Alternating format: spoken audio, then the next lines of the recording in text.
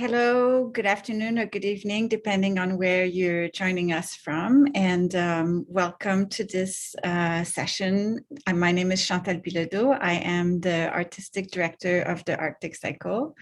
And today is our 7th and final conversation in our spring speaker series, Artists Envisioning a Green New Deal, which is an extension of our Climate Change Theater Action 2021 season that is taking place this fall. Please feel free to introduce yourself in the chat, your name and where you're calling in from today. There is a live transcript button available at the bottom of your Zoom screen if you need live captioning. And I want to make sure to say thank you to the Brabson Library and Educational Foundation for making this event possible. They're part of the people who are sponsoring this event tonight. Before we move on, I also want to acknowledge that the Arctic Cycle is located on the traditional lands of the Lenape people, and I want to pay my respect to them and other Indigenous caretakers of these lands and waters, and to their elders who have lived here, who live here now, and who will live here in the future. And I extend this respect to all Indigenous people. And today, I'm very happy to introduce my colleague, Julia, who will be moderating the conversation. Julia? Thank you, Chantal. Hello, all. I'm Julia, she, her. I'm artistic producer of the Arctic Cycle. And the focus for today's conversation as part of Artists Envisioning a Green New Deal is on well-being. So we'll discuss mental health as well as what care means in a broader sense on community and societal levels. The climate crisis is here. Climate disasters have been and will continue to devastate communities, some more quickly and intensely than others. Given this reality, grief has emerged as a common theme in convenings I've participated in with fellow theater makers.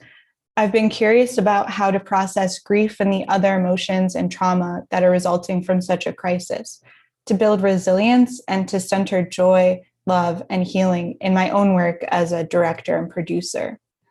As a set of policy proposals, the Green New Deal will transform many aspects of how we live our lives, from how we power our society, as we discussed in our recent session on energy transition, to how we commute, and to where and how we socialize.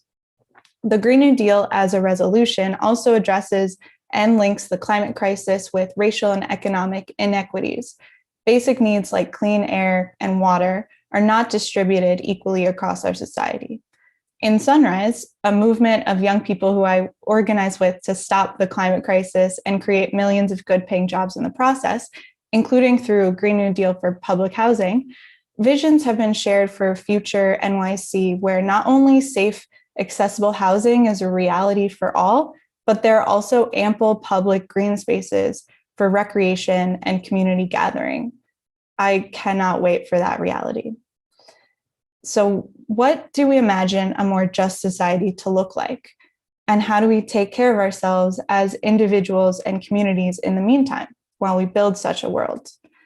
I am pleased and excited to introduce our panelists for this evening or afternoon and invite them to turn their cameras on so they can introduce themselves. And we'll start with Wendy Greenspun. Hi there, everyone. I am so excited to be here tonight. I'm Wendy, she, her. I'm in New York City, the traditional tribal land of the Munsee, Lenape, and Wappinger tribes. I am a clinical psychologist, and I would call myself a climate psychologist. And people wonder, what is a climate psychologist? I'm not putting the climate on my couch and trying to help it, but trying to find ways to help people as we grapple with what's so painful and difficult in facing what's going on in our climate and environment. So for me, that has meant a number of different areas in which I'm working. So the first one is teaching and training other mental health professionals. I often hear my colleagues say, what does the climate emergency have to do with our clinical work? Or this is just too big to even deal with. I can't deal with it. So some of the work just involves helping to educate and train clinicians to see this as essential and something that is impacting all of us, helping them deal with their own emotions first, put on your own oxygen mask before you can put on someone else's. So clinicians really need some help processing their own reactions and emotions, and then learning how to translate some of what we know in helping others with mental health issues and some of the distress, the grief, the trauma that individuals are going through. How do we translate our work into helping in this bigger arena? And there are so many ways that we can. I know when I felt really a lot of environmental distress and didn't know what to do, someone said, use your own skills and talents. That's where you can help. And I'm certainly aware of this group tonight that in using theater as a way in to help educate and help people grapple with things. So clearly you're already doing that. For me, it's also about connecting the dots between other forms of harm that are going on, psychosocial harms. The same roots of what has gotten us into a climate mess has gotten us into many other difficulties. The way that we think of ourselves as being able to dominate others, not think about reciprocity, or if we take something that we have to give something back. So there's a lot of connecting the dots and seeing the multiple embedded levels of trauma that are going on. And then, of course, there's my own clinical work. So I've encountered a lot of individuals who said, I went to a therapist and I started talking about my eco-grief and my environmental distress. And they said, this is not a topic for therapy, or it's not about Mother Earth. This is really about your mother, right? If it's not one thing, it's your mother. That's a saying for therapists. So I learned that there were a lot of people that really need help in processing these really difficult emotions, and to validate that it's normal to feel distress. It's often even helpful to feel upset by what's going on in our environment, so it's not pathological. And then to help someone look at their own history and background and how that informs the way that they are facing or trying to deal with what's going on. And I think of it sometimes as some emotional composting. You have to sort of turn over all these different areas and ideas to see if you can kind of process and make sense of, what does this mean to me and how will I deal with it? And of course, the therapeutic relationship helps provide a safe place to process some of those emotions. Building emotional sustainability, that's another thing I think about. Like, we can't just, climate activists or people who care a lot often work and don't take care of themselves. And I think Sarah will tell us some about, she's done a lot of work in this area as well, that we need to build sustainability. We need to replenish our resources and take care of ourselves. And that's an important part of the therapeutic work. And then the third area that I'm doing some work in is trying to bring some of these ideas to larger groups. So how to help people build community, because having a sense of community is a way to bear some of the really difficult and painful emotions. So I've been doing some things called climate cafes, which are bringing groups of people together just to share the difficult emotions that they've been going through around the climate and environmental crisis. And that becomes sort of a safe place to know you're not alone, that these feelings are bearable if we try to bear them together. So that's been really important. And then I do workshops for students and climate activists on how to build emotional resilience. I will stop there. Pass the baton. Wonderful. Thank you for that overview, Wendy. Excited to get into it more. Sarah, if you want to introduce. Yeah, thank you so much for having me. This is a really exciting event, and to be on this panel with these people, I'm very honored. Thank you. My name is Sarah Jacquette Ray, and I'm a professor and chair of environmental studies at Humboldt State University in Arcata, California, which is WIAT territory. And I've recently published a book called A Field Guide to Climate Anxiety, How to Keep Your Cool on a Warming Planet. And in the last about 4 or 5 years or so, I've really shifted a lot of my research energy towards thinking about what the next generation needs, and of course the rest of us too. But since students are so much my muse and my focus, I spend a lot of time with college students. So I wrote a book for them, The Climate Generation, and it really was prompted by their own dealings with despair as they came into my classrooms and environmental studies classrooms in general, that I kept thinking, is this just the sort of background noise of mental health that's going on, the story of mental health that's happening in college, which is getting worse and worse and worse? Or is there something unique to the environmental justice picture that we're living in and living through? And I really wanted to investigate that question. And my conclusion, of course, was that yes, there's something uniquely difficult about the climate crisis that we're in that is creating a mental health new profile for younger people. And of course, for many of us who are thinking about that too. And this is for a lot of different reasons that I research and think about in the book. But a lot like Wendy, I had the same experience of thinking, especially after the 2016 US presidential election. I had this thought of what do I have? I had the same powerlessness feeling as I'm sure many of my students struggle with, which is what can I do in the face of this monstrous problem? And my answer was, I simply have to find some kind of way to plug in the talents that I've got. And that was in environmental humanities and environmental justice theory and activism. And so I focused in on what I had, and I wrote this book for students, and it was very gratifying for me that there was anybody who wanted to hear from that perspective. And so it made me feel like there was some value to putting what you have out there, which I really appreciated that, Wendy.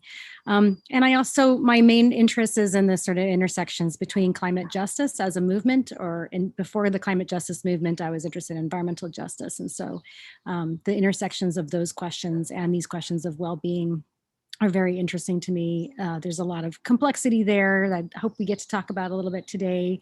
And one of the questions that's really on my mind a lot right now, and I'm sort of hoping maybe I'll get some more clarity on it with you all, maybe not. If it's not alive for the rest of you all, that's fine too. But I'm spending a lot of time thinking now about this notion that we have that turning towards the individual or the psychic or the emotional realm is somehow a turn away from the societal or the structural, and that we have to sort of choose one or the other. And I think a lot of activists think that if we are dealing with self-help or self-care in the, in an activist setting, that you're somehow checking out of the cause or from the external work. And this kind of dialectical or mutually reinforcing relationship between interior work and external activism is something I'm just really enjoying thinking a lot about, and why it is that we separate these. So many people seem to separate these things. And still, as I've turned to thinking about mental health and the emotional dimensions and thinking about why I wrote this book, instead of writing a book about analyzing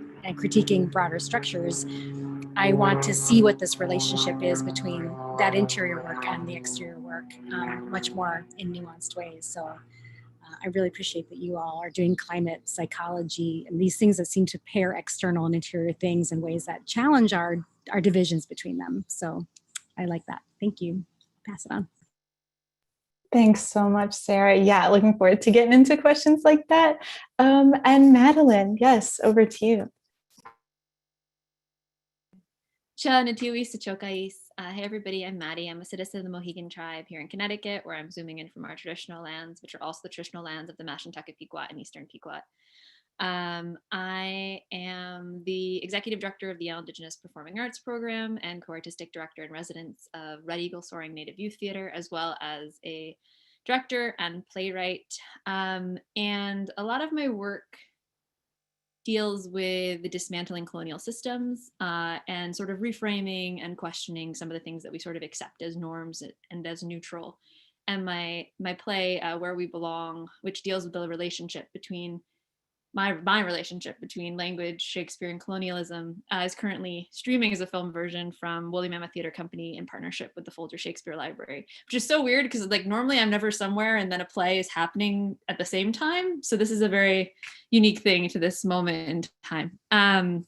But I am really, really excited to be here with all of you today and to learn so much, I'm sure, from the ways that all of you are thinking about the ways that climate justice intersect with action and our psyches and everything that so much of our world is carrying with it right now, but doesn't necessarily have answers or steps forward to deal with. So I'm super excited to be here with all of you, and I'm gonna be quiet now because I don't have any super scientific smart things to say. So.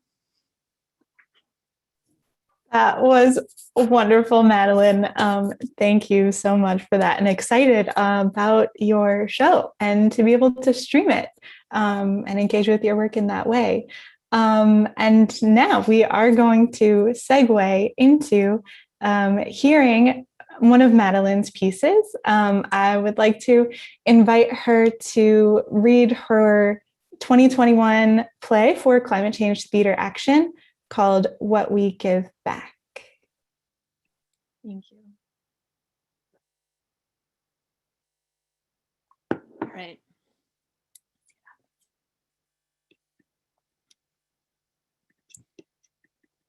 Okay.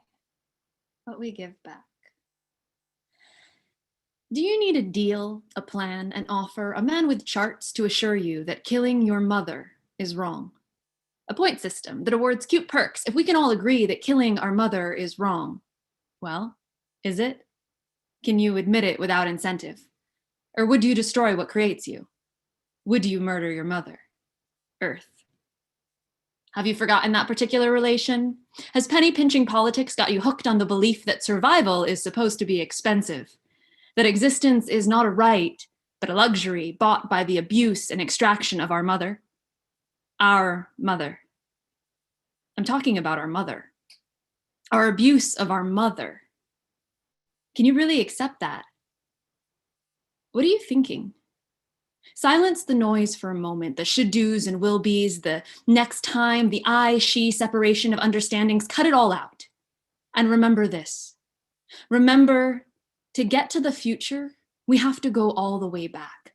Yes, together, we have to go back to the most important economic principle, the economy of our Mother Earth, whose rules of exchange are the rhythms of an ecosystem in harmony. Each gift given, a bond forged, a union built between relatives, a partnership of reciprocity. Increase aids increase. Life creates life. Her business is the constant flow between beings that nurtures a bountiful planet. I am responsible for her because she is responsible for me. But when you break that cycle, when you stop returning the favor, snatch and steal with no accountability, give nothing back, we destroy ourselves. After all, how could plunging and pillaging the veins of your own mother bring anything but harm? Were you hoping there's a discount for that? Some way to avoid curses for the generations to come, as long as they do come. But if we continue down this path, they will not come for long. You see, we are bound. As human beings, we are bound to care for the earth, bound by the care we've received, and the knowledge that our lives are all in her hands have always been. Moment to moment, pulse to pulse, there is no way out. That's what it means to be in relation. Our molecules, blood, bone, water, belong to her as well. There is no way out. So why are we looking for one? Do you think Mars will ever hold you the same way? Offer you love and kindness the way she has? Show you a soft springtime or a bountiful autumn? Home is what we are made of.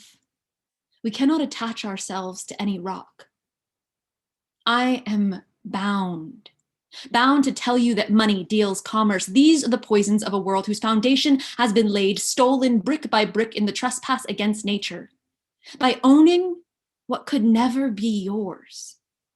A world built on taking without reciprocity, a world manufactured by the corrupt desires of mortal men, drilling deeper and deeper, clawing higher and higher, shattering every spirit in their way.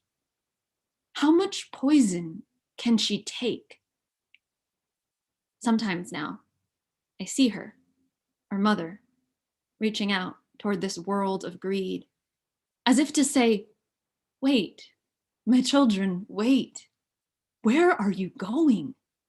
Where do you think you are going, running so fast away from everything that holds you together? So fast you can't see yourselves falling apart. Why have you forced my arms away, battered, cut, abused, forgotten? What is it you are after on this mission of harm? And what would we say? What would we say to our poisoned relation? To the mother we choked, kicked, and disregarded when all she did was offer us love? That our destiny is beyond her now? That our eyes are on the stars? That we will fix it later? Mother, one day we will clean up our rooms. You will see after this, someday after. But no, she will not hear it. We're running out of time. You see, global unity is no longer an option. It is the only possible way. She knows now. We have shown her who we are. We've shown her we are not to be trusted. Our lack of responsibility is apparent, and she is stronger than you think. When she next turns to us, it may be in love, no longer. Her eyes are getting colder, her temper's hotter, less easy to bear, her moods more what we have deserved. She gave us gifts. We were meant to give them back. She knows now who we are. If we cannot do better, she will take them away. She will take them all away. We are responsible for the land. The land was responsible for us, but this earth lives in relation, in rules of exchange, reciprocity. We have polluted and poisoned, carved, drilled, mined, and extracted, stolen and snared, and she is angry. If we can't prove our responsibility back, we may not be welcome home anymore.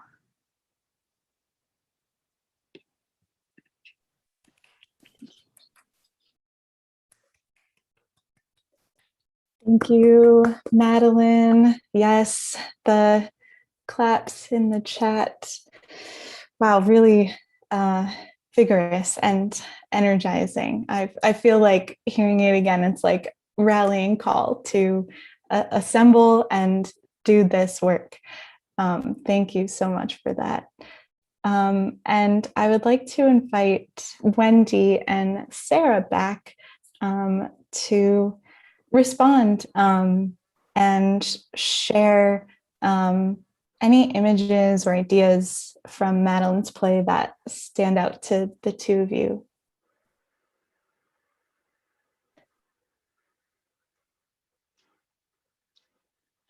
I can go, there was so much. Thank you, Madeline, for this piece. It's so powerful. And I felt myself sort of go through an emotional arc, you know, from kind of the reckoning with to the anger and the frustration. And I loved the way the earth became mother and we humans like children, you know, clean up your rooms.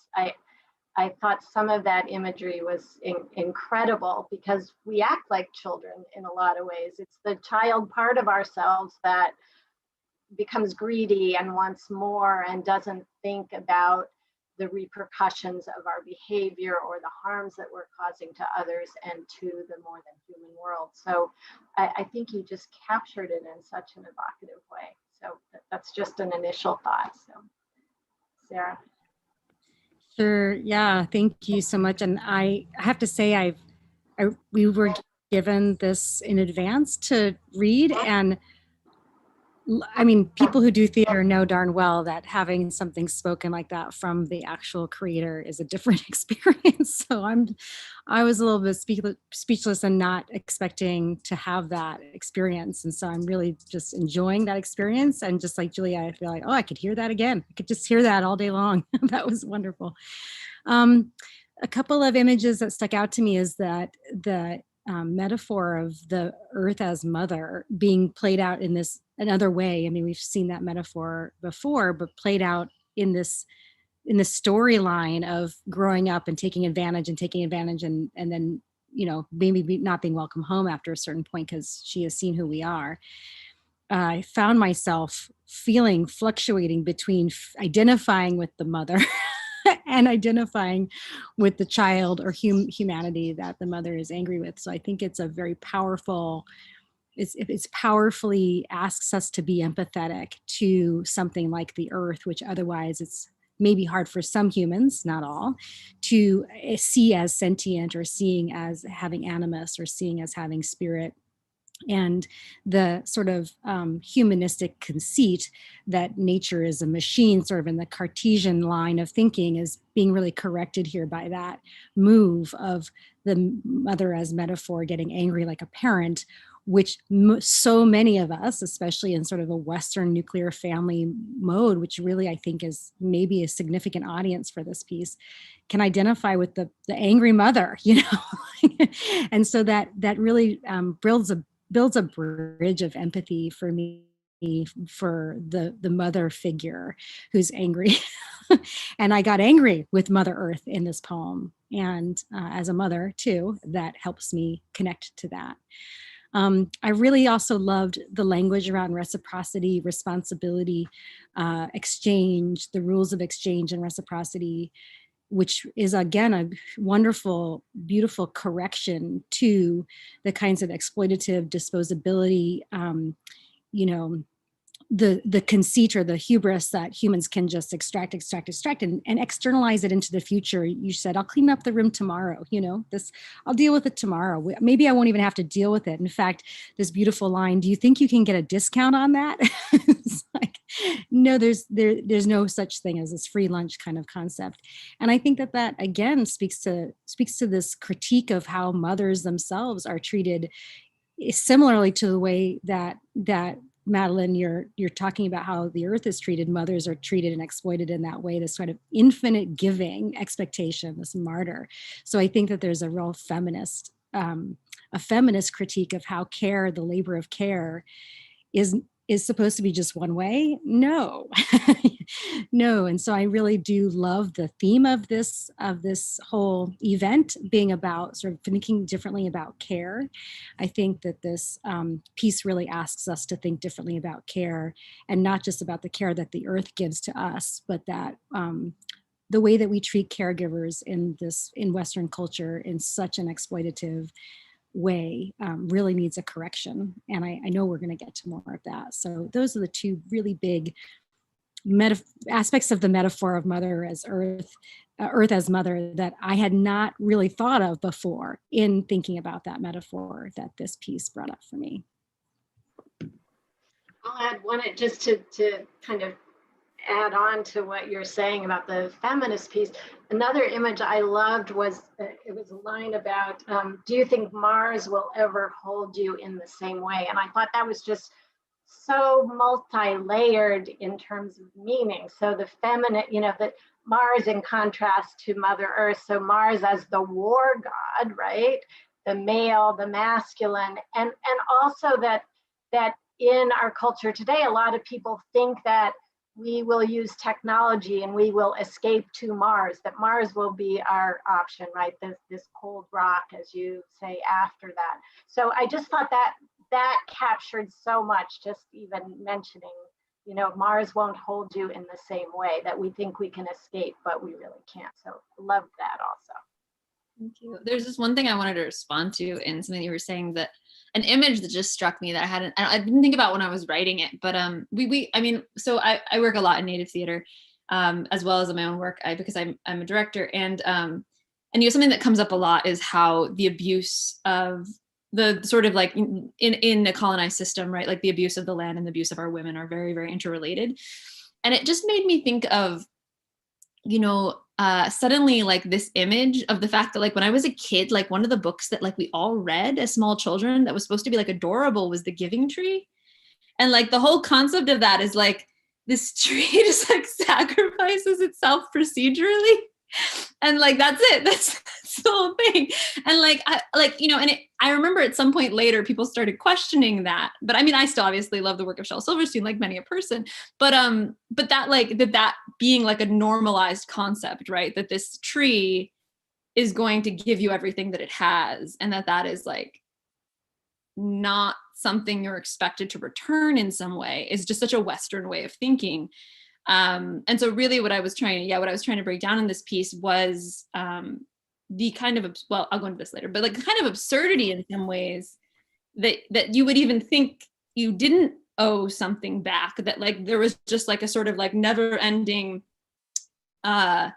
like taking that was allowed, like that was even, that like it would even be novel, you know, to you'd have to call it a Green New Deal, you know, you have to kind of like sell it to people in order to get them to even think about it, is just so bizarre when every single concept within that document is like, you will have water and food. It's like, you need to tell them that they'll have water and food in order for them not to kill everything around them. Like, that's such a fascinating concept, because like nothing in it is like beyond like basic survival needs on this planet. So I have to add on to that. I love that. And I really do love the real feminist drive in this poem to say, and mothers too, while we're at it, you know, and caregivers too, while we're at it, you know. But I'm thinking of Glenn Albrecht's work on thinking about terms to put language to the stuff that's going on. And along the same lines, Madeline, he basically says, we shouldn't add the word eco in front of things like grief, or eco in front of anxiety, precisely because of indigenous perspectives, which don't have that particular modifier, because it is inherently part of the thing itself. And so that having to add eco is a very colonial thing, right? That's such a, like you just said, doesn't make any sense. Why would you have to put green in front of New Deal? You know, like water and food and air seem kind of just basic for any kind of functioning and livelihood. Why do you need to have it be environmentalist to do so? I love that. Thank you for saying that. Wow. Yeah. So rich. We could spend the whole rest of the hour on this piece and the images and ideas. And really, yes. Thank you, Madeline. And wow. Yeah. Going back a little bit, Madeline, if you want to speak more to how you approached this climate change theater action prompt, our theme being artists envisioning a global Green New Deal, and how this play kind of, more on pushing against that. Yeah. I think it was, you know, I like opened the prompt, and I like actually responding to prompts, you know, and not ignoring them. So I opened the prompt, and then I like sat there and I like read the Green New Deal. And then I was just like, this is an absurd document. Like, this is absurd. Like, why is like that it's considered radical, right? Then it's like I was like, this is completely absurd. Like, these are all, but then also the ways in which, as I was saying before, like, it's like, and then you will have food and water. And I'm like, why do they need to be told that they're gonna like have food in exchange for not poisoning everything? I was like, this is like a very strange way of thinking about the world. And so I was just thinking about relationality, and if there was like a simple way to kind of like break down relationality in terms of what this exchange is, because I feel like that's the fundamental principle that is missing usually when we think about like Western views on the environment and like how these systems of harm get created.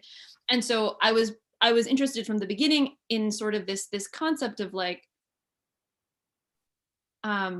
what is this sort of like embodiment of, even though realistically, like it's many beings, right? This embodiment of like what is absorbing the harm. And recently I was working on a play, actually after this, strangely, it was after I wrote this, that I was working on a play that actually was, it was a climate futurism play, but human beings didn't survive. And the cast was all Native youth. And they were like, yeah, that makes sense. Like, and they weren't like, they didn't have climate grief about it. They were just like, we have like, they're not like a lot of like Native cultures, we don't raise people to be like species hierarchists, you know what I mean? So if like human beings have failed to contribute to society, like there's no reason they should continue to exist. And so it was just interesting to be with a group of people who were all like, great, like there's no more human beings. And I had been thinking about that a lot, about how at the end of the day, once we get to a certain point of poisoning the earth will ultimately just reject us. Like it's very unlikely that like we will be the last living thing on the planet.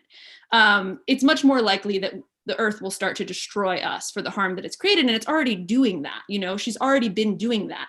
And so that was the thing I was really interested in trying to figure out how to embody within this piece, was not, you know, how do I create like a very practical, scenic narrative around like the issues of the Green New Deal, but how do I actually just create an emotional arc that helps people understand relationality a little bit better? Thank you. Yeah, thank you for that. The idea of the planet, the Earth, when there are no humans, there's a book. I was just trying to like source the title of it. I'll get there in a bit. That, yeah, plays out the future. Is it The World Without Us by Alan Weisman? That is it. Yes, thank you. It is The World Without Us.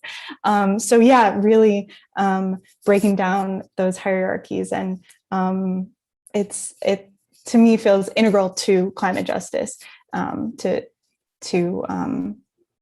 decenter and reflect on Western human relations in that. Thank you. And we'll come back to some of these threads that were dropped in the reflecting on the play, but I do want to kind of transition into the mental health perspectives and kind of, yeah, some of this context and foundation for understanding mental health responses to this crisis. So Wendy, for you, I first heard you present at a Trauma Within Trauma workshop for social workers, one of the education components of your work, to discuss the psychosocial and psychological aspects of climate change. So can you share with us what is a trauma perspective and how is it applied to the climate crisis? Yeah, thank you. There are so many aspects that we could consider traumatic about what's going on in our world, how we're treating the world, so much of what Madeline's piece was about. But people often talk about various forms of trauma that are related to the climate crisis. So there's pre-traumatic stress. Some people are naming it as those who are anxious and worried about what is coming, but aren't yet directly feeling so impacted, but a lot of fear about the future, fear about their children, their children's future. And then there's those who are already experiencing loss and threat and displacement and more acute, extreme weather events that are, leaving them without homes or have to become climate refugees. So that's a more acute kind of trauma, or even post-traumatic stress that we see in people who've gone through these kind of really displacing experiences. And then there is pervasive trauma, which is, communities who have been already marginalized, often contributing the least to what's happening, have been displaced, are living in areas where pollution, toxic waste, lack of health care, racism, colonialism, all the traumas that are already being experienced are just trauma upon trauma upon trauma. So the trauma perspective allows us to look at various different aspects of what's been going on and what people are experiencing, and can help, at least from a mental health perspective, help clinicians who've been trained in doing trauma treatment to know, like, we have tools, we have ways of trying to help people to build resilience, to get through trauma, to process the trauma. So it can be a useful framework. Thank you. Yeah, thank you so much. And kind of, moving into how does that emotional resilience, what can that look like in the context of the climate crisis? So Wendy, and then also Sarah, would love to hear your thoughts on this too. Yeah, I think Sarah's book speaks a lot to this, but I think there are many components. For me, there's, again, the emotional processing, because I think if you just turn away and pretend like, well, we can overcome this, or I don't want to think about it, that causes harm to oneself and to one's capacity to engage and to live life and to connect with others. And so the processing of emotions, often with other people, because that, as I said before, makes it easier to bear and to not feel so alone. To build a sense of community can be essential to not feel alone. I know I have my climate psychology pals, and we process our emotions all the time.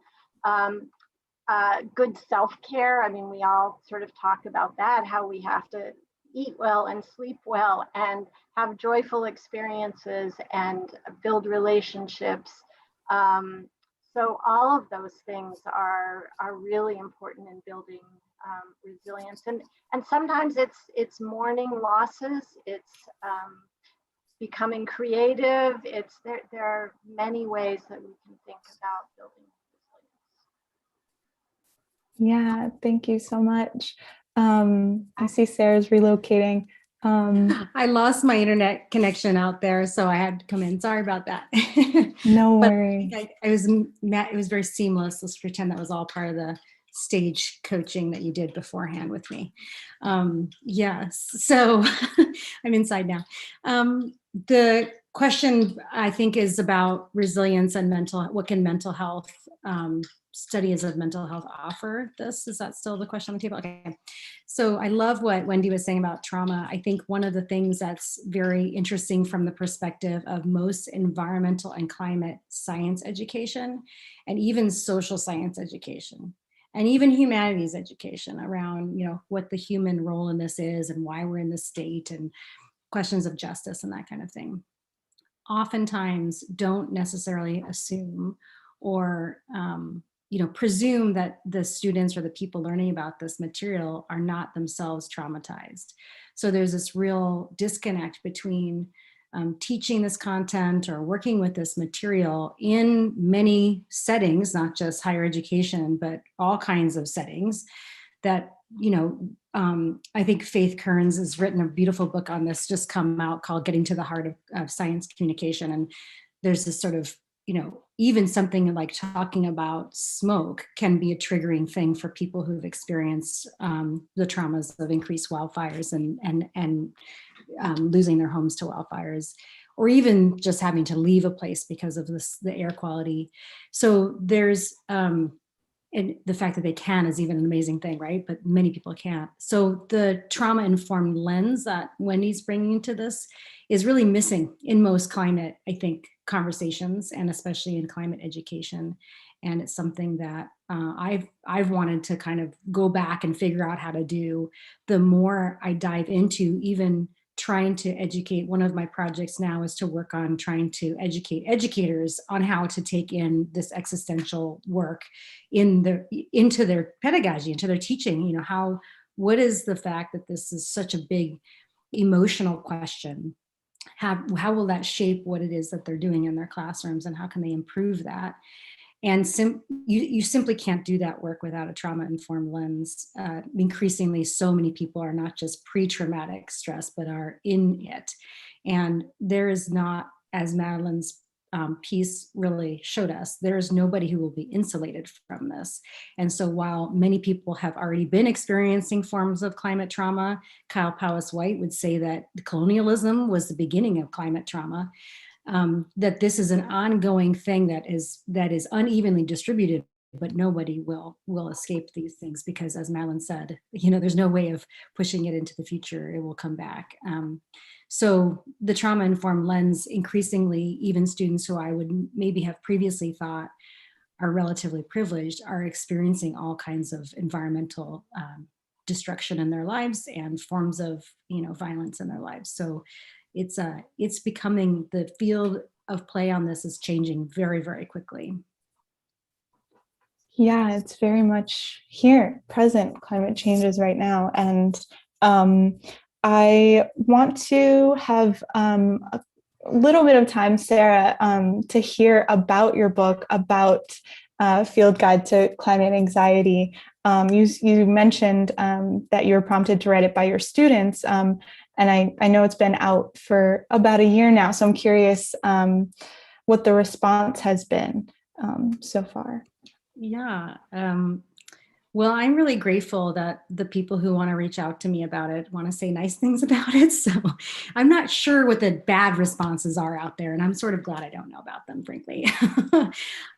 But the book came out around about a month exactly after we shut down for COVID, and only about, a few weeks after the murder of George Floyd. And that timing of that on Earth Day, the 50th anniversary of Earth Day, might be easy to want to compartmentalize and segment out that this is what's happening over here among environmental people. They're thinking about climate anxiety. And then there's over here, there's COVID anxiety happening.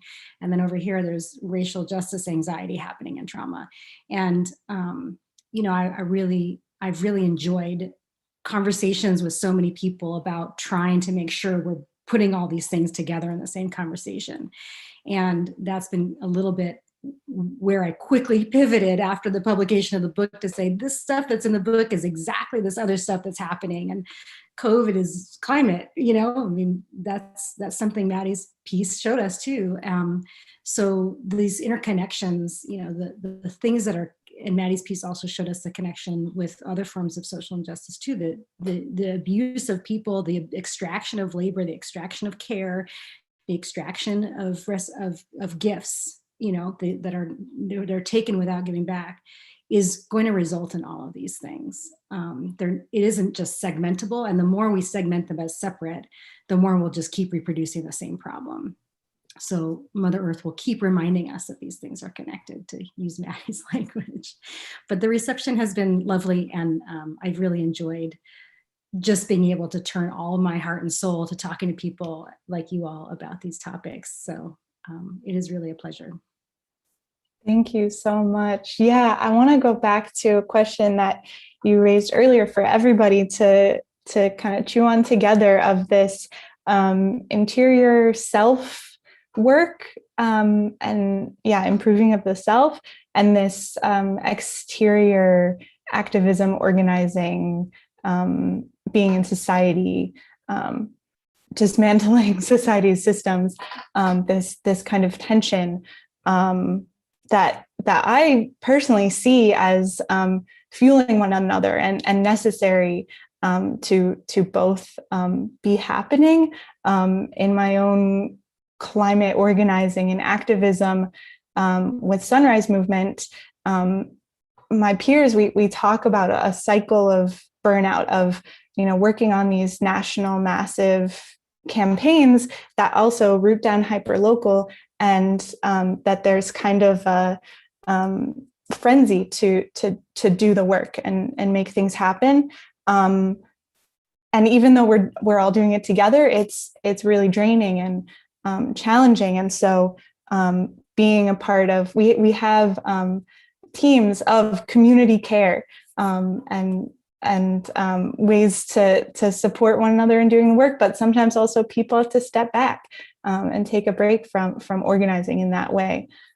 So yeah, this is something that I think, as the climate movement continues to amass, we're going to need to keep talking about and curious on other perspectives and thoughts on this.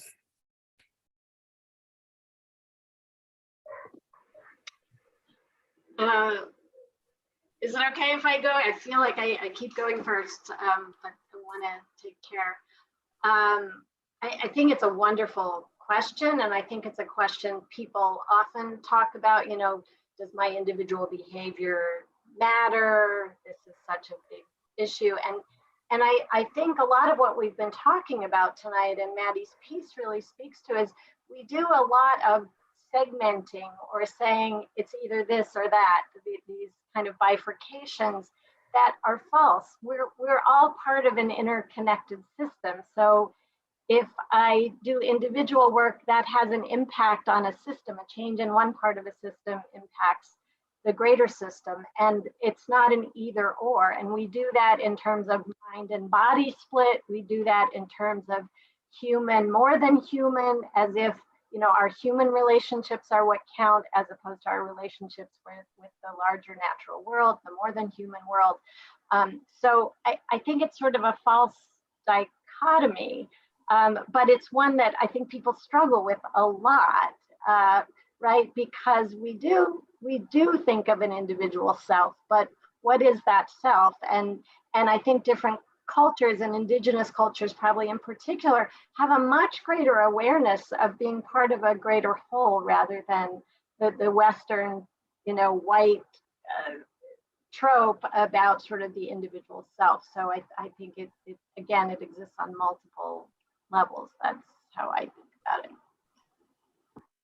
Yeah, I'll just jump on to support that and say, yeah, I mean, I think that to what Wendy's speaking is like the concept of like individual action is a false concept, because like nothing one does is only affecting themselves. So even if you think you're doing something that is only going to affect you, it's actually affecting everybody else, and it is a part of these systems. And so I think that does work both ways. Like, one, there is that thing of like, oh, actually, like what you were saying before, Julia, if you need to step back and take care, that is actually a way of taking care of the group. Like the group is a part of that moment as well, and that hopefully the actions you have done have created a system that is in place where other people can step up and there is a rotation of community responsibility around something.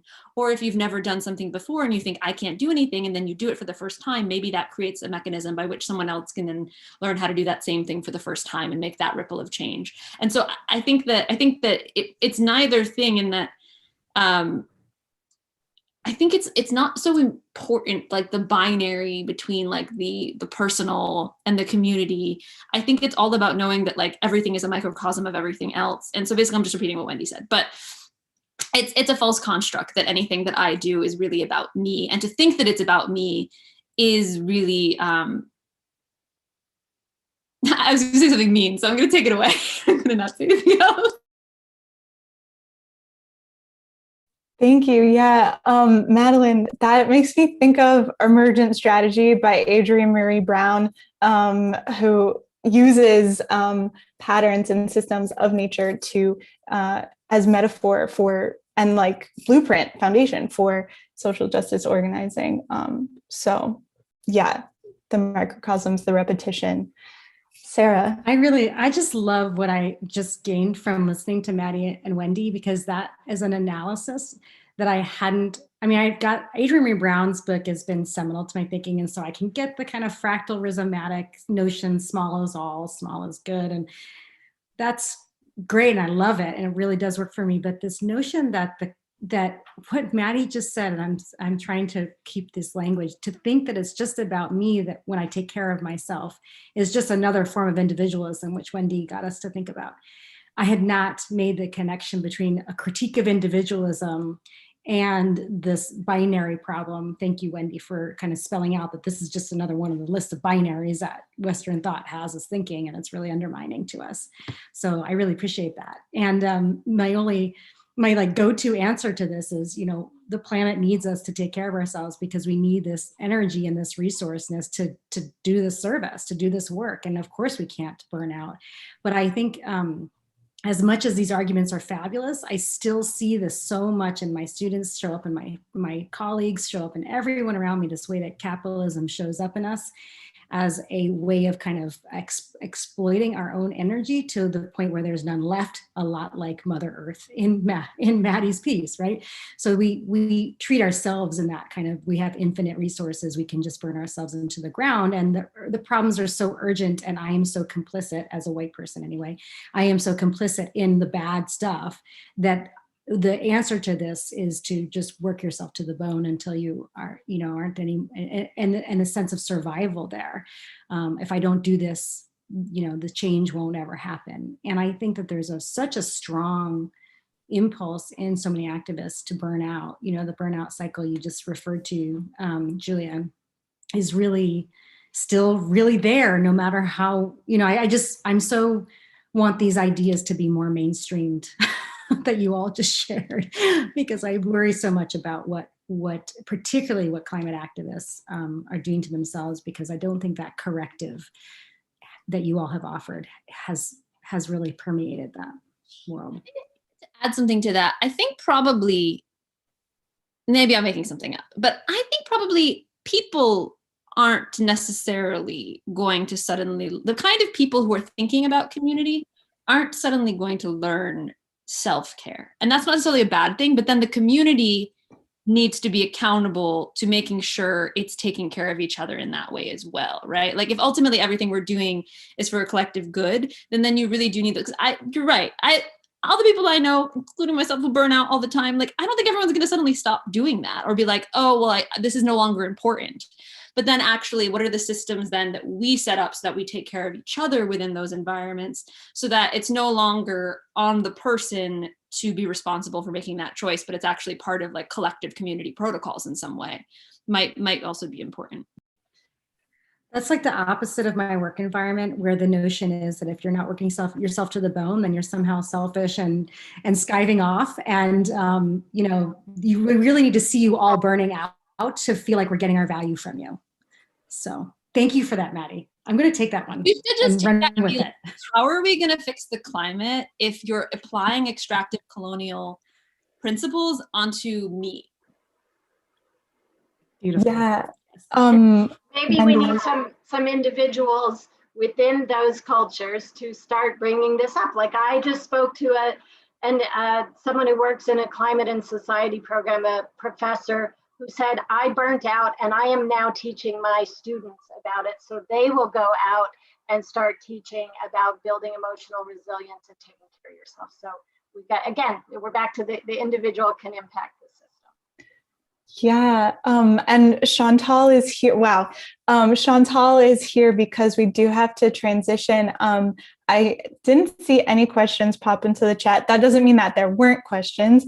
I do want to bringing us real full circle in this conversation, that I feel like the issues raised in this conversation are why we need more stories and more ways, examples, alternatives to capitalist structures in media, in the stories that we share and tell one another. So,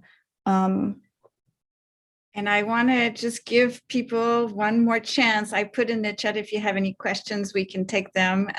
No questions have been written yet, but if you have some now's your last chance. We have only a few minutes. Put it in. We'll make sure to ask it. Yes, thank you for that, Chantal.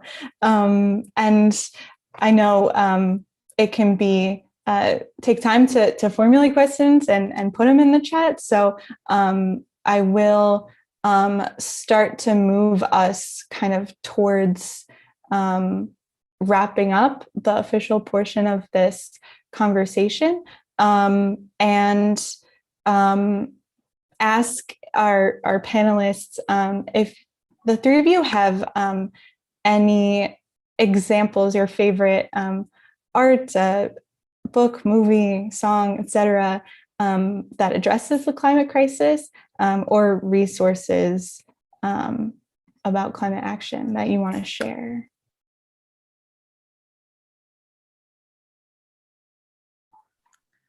I'll jump in for starters. So I think Emergent strategy is a classic there. I have to second that one for sure. And I'm now just currently finished another fabulous book that's changed my mind about all of this stuff in lots of ways that I hadn't thought about before, which is Jenny Odell's book, How to Do Nothing. I don't know if anybody on the panel has seen that book or heard that book.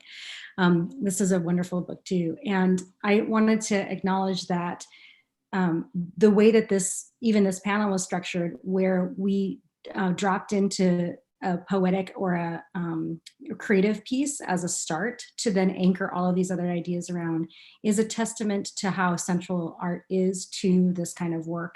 I don't think that we would have had the same kind of conversation or come up with the same insights if we didn't have this thread to constantly come back to as Maddie's piece. And so there's a real, I think there's a real, when we operate in the climate movement from a place of strong urgency, we tend to cut out voices from the margin, things like art that seem maybe surplus to requirements, or various things. So I think the argument that I really am enjoying reading and consuming art around and creative pieces is around this sort of slowing down, and as part of that slowing down, to Maddie's point, recognizing the interconnection and the fact that we are so deeply connected to this stuff. she talked about time, the temporality, in a few spots of her piece. She says something so beautiful. She said, I'm sorry, there was a quote that I really loved. She said, you're going to be running away. Maddie, I'm so sorry. There's no way out. Why you're looking for one. We're running so fast and you can't feel yourselves falling apart. And I love, there were several references to temporality there about going into the future by looking back and all the things in futurity.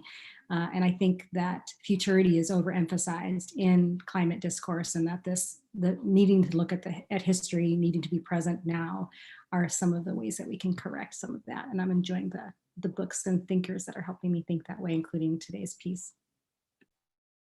Thank you, Sarah. Yeah, we will just go a couple more minutes over. I don't want to cut Madeline or Wendy short if you have resources, things to share. Sure, I'll go really fast. There was, wait, did I just copy this link? I thought I copied the link, but now I'm not sure if I did. I didn't. Okay, so there it is. So, I mean, in terms of thinking about relationality for people who are trying to understand that concept, Robin Wall Kimmerer's Braiding Sweetgrass is pretty seminal at this point. There's also been in the theater movement, for those people who are theater people here, Groundwater Arts, who does a lot of work with decolonizing systems, I launched a campaign, like a divest to invest campaign in that really encouraging all theaters and the individual theater makers to divest from fossil fuels in terms of where they're taking donations from. And it seems like a very basic step, except for that, like, actually, like, in a large part, a lot of, what those corporations are getting social license to operate from is donating to all these nonprofits, and most of these nonprofits, say they want to do X, Y, and Z, but it's scary to them to divest from certain funders. And so thinking about that and the policies of that as part of integral to everything, Groundwater Arts in general, is usually doing a lot of interesting work with that. And then just a play that I really love is Whale Song by Kathy Tagnack-Rexford, who's an Inupiaq playwright. It's about the relationship between the Inupiaq and the whales. And what's really amazing about this particular play is, like, instead of depicting them as two species, they're depicted as two nations within the piece. And so every betrayal that the Inupiaq do against the whales is really seen in that sort of, like, epic format of, like, actual diplomatic betrayals. And I feel like pieces like that are really helpful in activating sort of the gravitas of these, like, 1,000-year-long relationships and what's actually started happening in the last couple hundred years and how deep those betrayals actually are. So thank you, Maddie. That's great.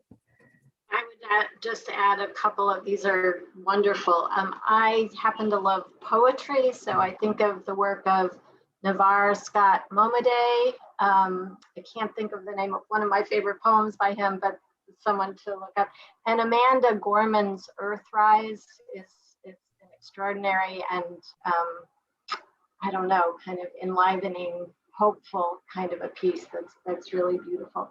And then I think of movies. I mean, this isn't even so specifically about climate change, but Biggest Little Farm, that really is a documentary about a farm that used sustainable practices and brought everything back to life in an area that was really not very sustainable, and has a lot of relationships with the animals on the farm. And I just think it's a beautiful movie, so that I would add that to the mix. Thank you, Wendy. Wonderful. Yeah, Chantal. I know we're a little over time, but so if anyone has to go, please feel free to. But one question came up, and so I wanted to bring it if you have time to answer. This is from Sarah Blanchard. In starting out, do you have best practice tips or advice, etc., on pacing out or avoiding freezing from the enormity of the task? Just staying on those first few steps out as art practice. Yeah, I think Sarah offered some thoughts in the chat if you want to pick up with that, Sarah, and then if others. I'll try to be really quick, but everything in there is a critique of individualism, knowing that you're part of a collective, knowing that climate really is big, but the only way anyone's going to deal with it is in parts. Even a person with a lot of power and a lot of money can only deal with it in parts. So we're all dealing with it in parts. And also powerlessness is what everybody wants you to feel. So, you know, that's the end game of them, and we're not powerless. And scoping into the area of proximity that we do have some control over. And I have a child who's now 5 so Speaking of mother. Thank you. Yeah, Wendy, Madeline, anything to add? Well, I'm thinking about when she asked about freezing, even just thinking about our nervous systems and the fight, flight, or freeze response when we are overly activated or under stress. And so calming stress, you know, just really taking the time to breathe. I mean, breathing actually engages the parasympathetic nervous system and brings calming on. So as something as simple as that we think is kind of corny or hokey is actually essential, and connects us to the air and to the larger world. And so it's a practice just to begin with. The only thing I guess I will add is in terms of thinking about this, like first steps of action and freezing in relationships, what everybody just said, is I think that, like, instead of thinking about it as like first steps, maybe thinking about it as like, who can I join with? So that it's not, it doesn't feel like you necessarily have to do something, but that you can become a part of something. I think sometimes that's just, unless you have social anxiety, in which case it's a different conversation, but there are, like, you know, like non-in-person ways of doing that, especially now, right? So there's lots of different ways you can communicate in only written forms or all sorts of things, but thinking about like research and what are the ways that you can actually find the things in motion that you can join up with or gather with, and sometimes is much less terrifying than like, oh, it's me, right? That like personal versus collective divide that isn't real, right? It's me and I have to step forward and do something now, when in reality, like you can just, you know, join with something already in motion, and actually that's just as impactful. Wow. Yeah. Thank you, Maddie, and all three of you. Thank you for that. That actually feels like a seamless segue into our official closing. And I want to thank you all, speakers, Sarah, Wendy, Maddie, and Sierra, who's been behind the scenes, Chantal, and all of you audience who've been watching and engaging with us, and those who will watch the recording later. Chantal is going to put in the chat our Climate Change Theater Action website, especially if you're an artist, even if you're not an artist, if you're looking for that community, that collective, that thing already in motion to enter into, and with tools and people to support you along the way, to host an event this fall, or read the plays and engage in the way that makes sense for you. The link is in the chat. And this has been our spring speaker series. This feels like a really warm and energizing and contemplative session to end on. So thank you all so much for coming along with us. And if you want to watch the previous sessions, you can do so on our YouTube. And I hope everyone takes very good care and gives back in ways that make sense for you. Thank you all.